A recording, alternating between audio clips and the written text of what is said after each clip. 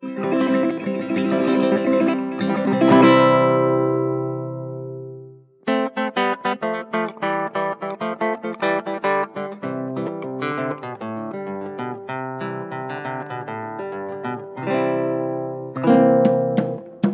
sou Manuel Gomes Aragão, conhecido mais por Nequinho aqui no bairro do Mandacaru. Nasci aqui na atual Exupério Miranda, que outrora era a Estrada do Brejo, né? E nasci de parto normal, feito em casa mesmo, por mãe Mariquinha, que morava aqui na Rua do Fosso, 64 anos. Eu fui professor durante 45 anos, professor de Química, Física e Matemática, e também fui empresário na área de educação, né, com escolas e outras coisas mais, também na área de construção civil e também rural, na questão de fazendas. Minha infância foi aqui no Mandacaru. Eu nasci aqui numa casa que, por sinal, ainda está de pé, né, está existindo aqui na rua atual Exupério Miranda, e dali eu fui para a casa do meu avô. Com 3 meses de idade, fui para a casa do meu avô, ali onde hoje é a Praça do Estádio. Na época, era uma roça, né? Era uma casa, nós tínhamos assim casas salteadas, né? Com roça no quintal, com poços também no chão, não tínhamos água encanada, não tínhamos energia, a gente trabalhava, a gente ficava de fifó. Então, a minha infância foi nessa casa, né, de telha-vã, e uma casa inclusive grande, com muitos moradores dentro, muitos habitantes, e tive essa infância praticamente brincando com gado, com galinhas, com cobras, com tudo que tinha, né, na zona rural.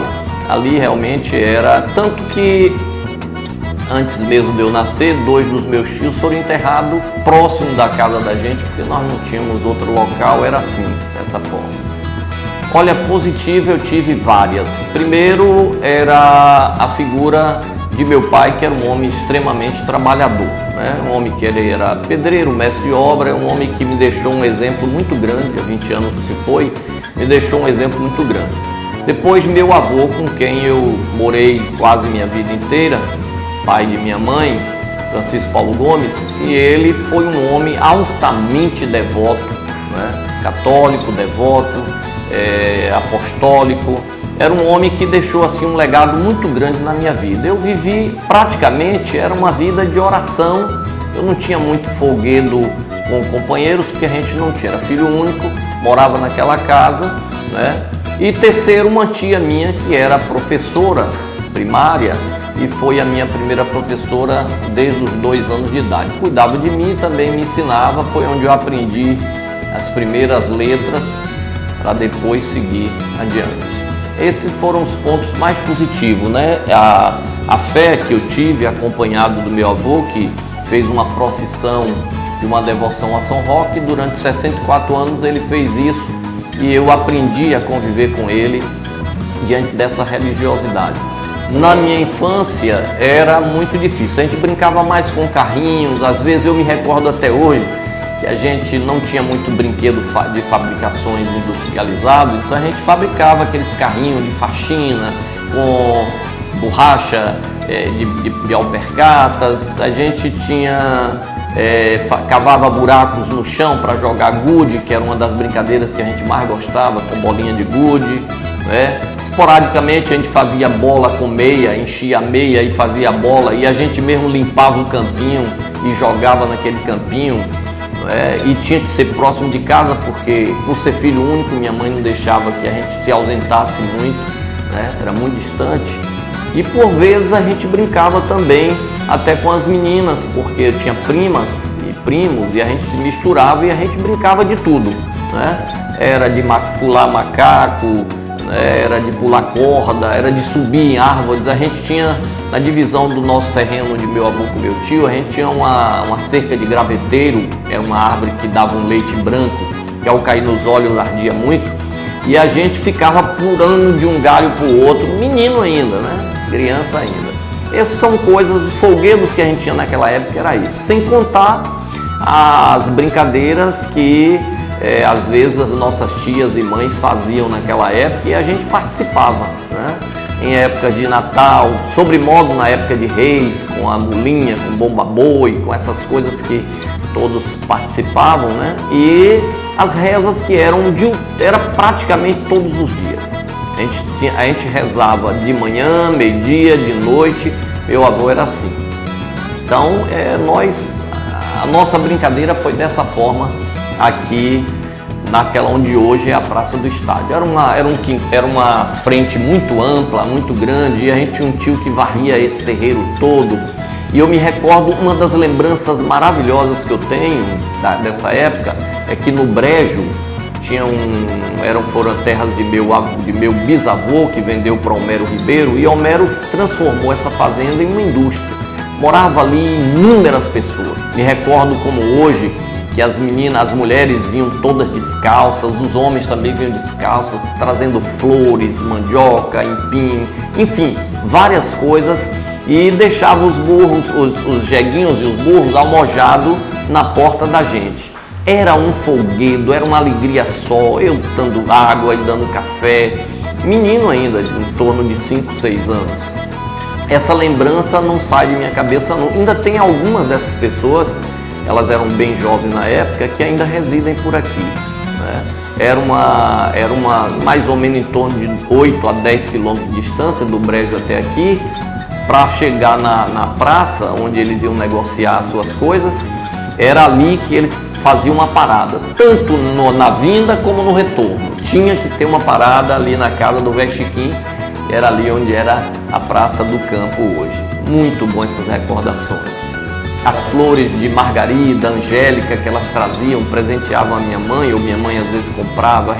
Uma casa humilde, porque o piso não era de chão batido, mas não é como hoje, que a gente tem cerâmica, né? Era um outro tipo de cerâmica, queimado de forno mesmo, né? E nós não tinha forro, era apenas as telhas. Quando choviam, às vezes a gente fazia festa, tinha aquelas goteiras, a gente saía botando panela aqui, panela acolá, para poder a gente estar, né, segurando. E quando era época de ventos fortes, apagava tudo, ficava tudo no escuro, mas tudo isso era uma alegria para a criança. Eu tenho outra coisa que eu me recordo muito. Como era praticamente zona rural, era zona rural, porque era uma fazenda de meu bisavô e ele dividiu para alguns dos filhos e também fez doações, mas na época não tinha mais, pouquíssimas casas. E eu me recordo de um evento de uma buiúna, uma cobra que subiu e ninguém via mais ela. Viram a primeira vez e eu, com 2 anos de idade, é quem via a cobra e dizia: olha ela lá, e ela saindo pela parede. E aí Elias, um rapaz que tinha aí, foi com a espingarda e infelizmente matou a cobra, e ela rolou na cama de minha avó e caiu no chão. Era muito grande. Eu não sei se era porque eu era menino, mas parecia que a cobra era muito grande. São lembranças eternas, né, dessa época. Lindo. Os festejos juninos era muito bonito, porque sobremodo a gente tinha uma coisa que era mais interessante, além da fogueira. Todo mundo saía para cortar sua lenha, a gente não comprava, cortava, todo mundo, cada família ia sobremodo aqui na Salgada, né, que na época era do Coronel Adolfo Ribeiro, e ele dava para que a gente pudesse tirar, né? Então íamos lá, o pessoal, né, mais idoso, já tinha costume, fazia a fogueira e trazia um ramo. Aí geralmente tinha disputa para saber quem trazia o ramo mais bonito ou o ramo mais frondoso, para encher de laranja, de milho cozido, de aipim, de tudo, de amendoim cozido. Então era uma festa muito grande e caseira. Em algumas casas, às vezes vinha o sanfoneiro e trazia o triângulo e vinha aquele bate-cum, tinha praticamente festa. Então o São João era desse jeito, no terreiro, lá de fora, e a gente soltando alguns fogos. Meu avô gostava muito de rojão, era um tipo de fogos que ele subia muito. Então esse São João marcou muito, sobremodo quando eu já morava aqui, já mais aqui na frente, uma casa que meu pai me deu, e eu já tinha em torno de 7 anos para 8, então me recordo muito dessas épocas que minha mãe conseguiu comprar o primeiro radinho dela, um rádio. E nesse rádio nós fazíamos festa com esse rádio. Uma época mesmo nós fizemos uma festa onde juntou a família toda, vinha muita gente os meninos que moravam lá na Abissínia vinha tudo, enfim, aqui a gente tinha como se fosse assim, quase como se fosse duas localidades onde tinha mais gente, né? Era o povo de Seu Bruno e o povo de Paulo Gomes, era aqui. E aí nós fazíamos uma festa na casa, dentro de casa, e a pessoa dançava, brincava, esporadicamente aqui tinha algum evento indesejado, de alguma pessoa que alcoolizava um pouco mais, né? Essa fase me deixou tantas lembranças que eu, quando fui diretor do Colégio Celí de Freitas, eu fiz, juntamente com o professor Zé Lentinho, que eu levei para lá, e nós fizemos o primeiro São João de Largo em Jequié. Nós levamos um parque infantil e fizemos várias barracas e fizemos shows, como dando a Rainha do Milho. Eu ainda tenho até algumas fotos dessa época. E aí, resultado, no ano seguinte, nós, juntamente com outro grupo, fizemos o do Agarrajão. E daí, por diante, foi gerando uma tradição e no governo de um prefeito, ele transformou a festa junina, uma festa mais avançada no centro, e foi diminuindo as festas do bairro.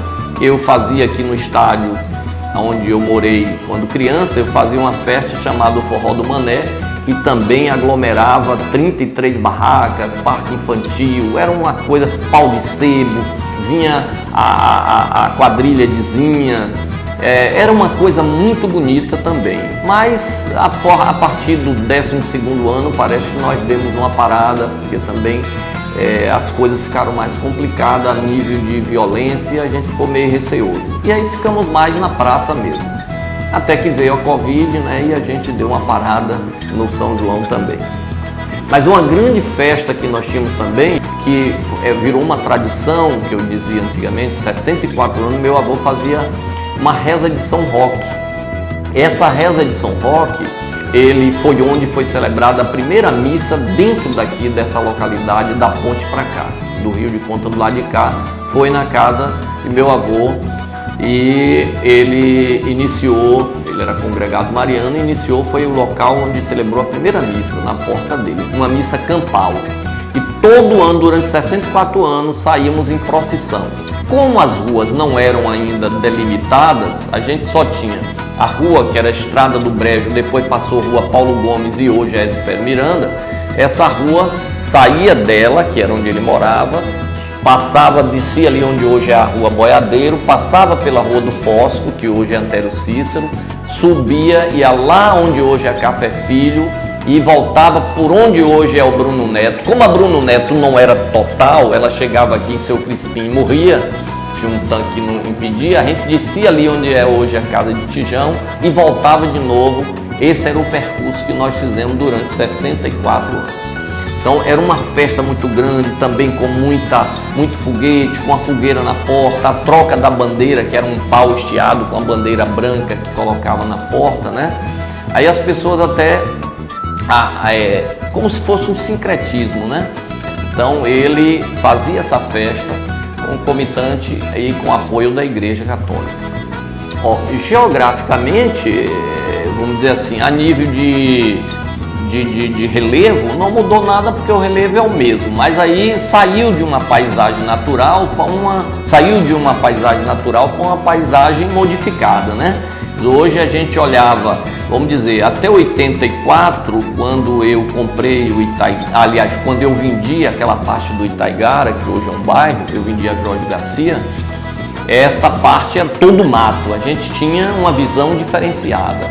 Os Ibruni eram também uma parte que não tinha nada. Aqui para baixo, na ponte para cá, a gente passava, só tinha uma, duas casas, também não tinha. Então houve uma mudança hoje, porque hoje a gente tem praticamente é uma cidade. Aqui o Mandacaru hoje, junto com Itaigara, né, e toda essa região, ela hoje é maior do que muitas cidades do Brasil, muitas, né? Então houve uma mudança realmente.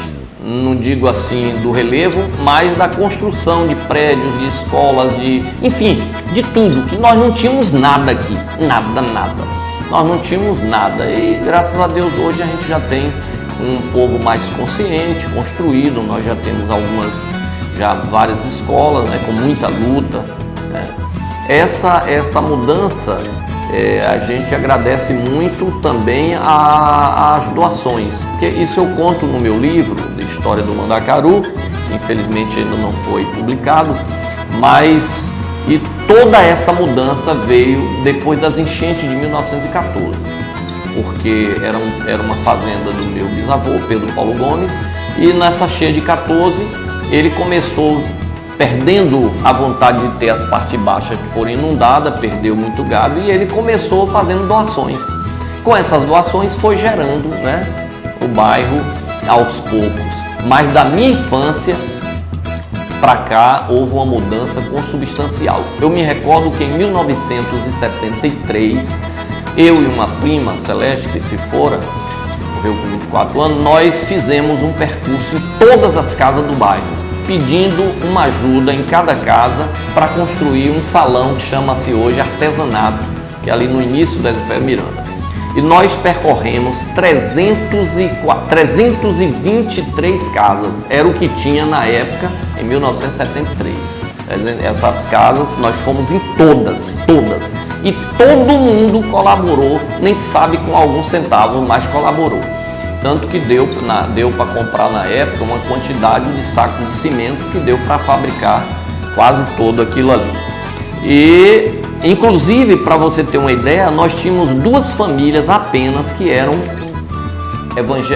hoje chama evangelho, mas elas eram batistas, né? O povo chamava de crente, batista. Dona Anecleta e a avó de Miron. E seu Eloy Miranda, que veio de Iguaí, veio em 64. Essas 2 famílias também colaboraram, embora sendo crentes, elas colaboraram com a construção desse salão. Você vê que há uma mudança, né? 320 e poucas casas, 23 casas, para hoje que tem uma quantidade imensa, né? Uma população imensa. E inclusive nós conhecíamos todas as pessoas, não tinha ninguém no Mandacaru, nessa época, né, na década de 70, que nós não conhecêssemos o pai, o avô, os filhos e todo mundo, entendeu? Por nome e tudo. Era como se fosse uma família. Aqui éramos uma família. Hoje ficou a coisa mais ampla, a gente quase não tem esse afeto.